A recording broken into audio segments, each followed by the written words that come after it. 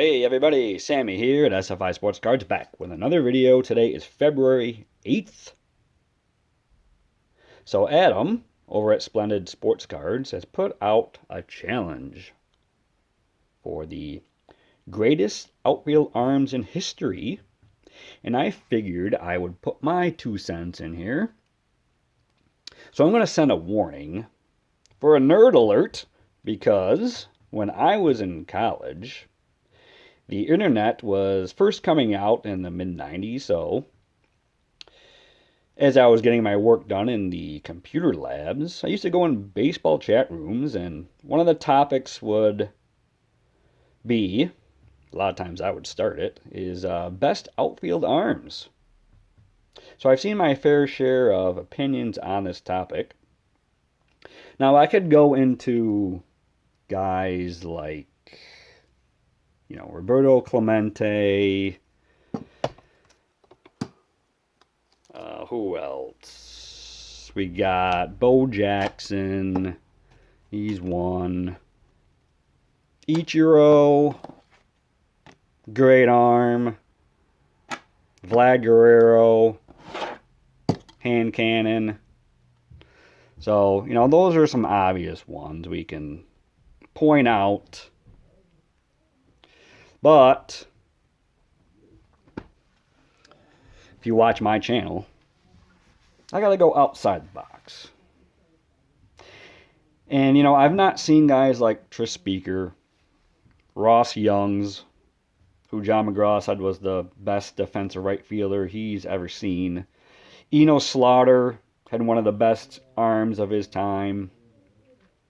This is before my time, obviously. And this list is my opinion. No one knows 100% for sure who had the best arm. And my list, even though these guys were all great defensive outfielders, my list isn't about gold gloves or range factor. This is about having a hand cannon in the outfield. So nothing to do with the greatest defensive Hall of Famers, or outfielders. So I won't go into, stats like that too much here. So my first pick, in no particular order, would have to be Ellis Valentine. I've watched many videos on outfield arms in my time over the years, and Valentine always seems to be on that list. He's kind of a player that I think needs to be on this list. He had an okay career, didn't really live up to the hype that was going in when he first came up. I guess he had all the tools to be a superstar. But for me, even as a kid, I heard stories of his throwing prowess. He played most of his time in Montreal. So, like in the 70s, so maybe that's why people don't recognize him as much. So, yeah, Valentine has made my list. Next, I'm going to go with Carl Furillo. You don't get the nickname the Redding Rifle and the Arm for nothing. He was really, besides Jackie Robinson, the heart and soul of the Brooklyn Dodgers. So many stories of Furillo just throwing guys out. In his career, actually, he threw behind guys rounding first base 7 times. So that tells me they were second guessing and apprehensive to take that extra base against him, and got caught trying to get back to first base. That's respect for his throwing arm, in my opinion. So Furillo is on the list. Okay, I got a third one. This is the last one. And this one was actually a no-brainer. This man led the AL in assists 5 years during his playing days, but I tend to think racking up assists does not tell the whole story. If you look at stats from way back in the early 1900s, and the decades moving forward, having 15, 20, 25 assists wasn't that uncommon. For instance, Sam Rice had 7 seasons with 20 or more assists. And I don't see anyone putting Sam Rice on a list of greatest arms. Obviously, he had a strong arm, but numbers don't tell the whole story. Once players realize you have a great arm, people are going to eventually stop running on you. When they don't stop running on you, they think they can beat you with their legs against your arm.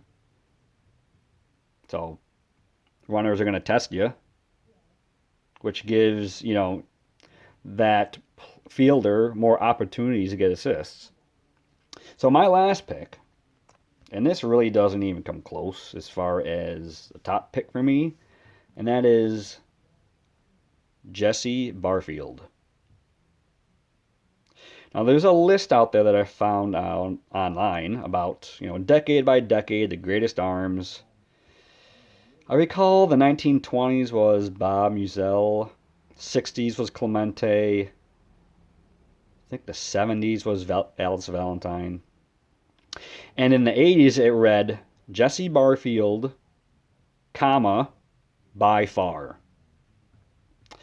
This list was put together by baseball historian Bill James, and he picked Barfield as the #1 arm in history. And as far as me watching baseball and watching clips on baseball, I would have to agree. He ranks second all time for assists per 1,000 innings behind Chuck Klein, Hall of Famer. Now, Klein played in the Baker Bowl, which gave him a huge advantage at the plate and in the field. It was only 280 feet from home plate to the right field pole, and right center power alleys were like 310 to 320. So, very short bandbox in right field at the Baker Bowl. Now, I used to watch Barfield play, and what I saw the most was there was no crow hop. There was no falling over after his throws. A lot of the time, he threw off his back foot. It was just a step and throw. Very accurate, and he just had a howitzer for an arm. So, that's my 3. Thanks, Adam, for putting this contest on. Loved the idea. And what I'm going to do is I'm going to end the video with a couple clips from Barfield's impressive arm.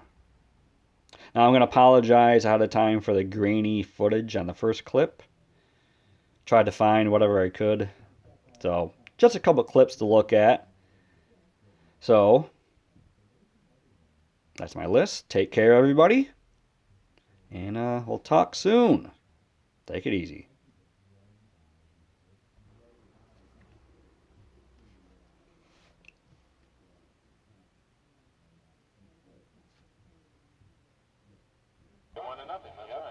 All right, here's Fred Lynn, who's always dangerous, but lines one to right field. And he caught it on one hop. They're going to send him in. He's a dead duck. Holy cow! Holy cow! Outfield has thrown some strikes in his day, Steve, but that was unbelievable. I can't believe it. Anyway, nothing across, which is the best move. And at the end of 1.5 innings, the Tigers nothing, and the Yankees coming to bat. Uh-oh. No, he didn't get that right. got a beat on it, and he's got it. Davis tags. Here comes the throw, and he got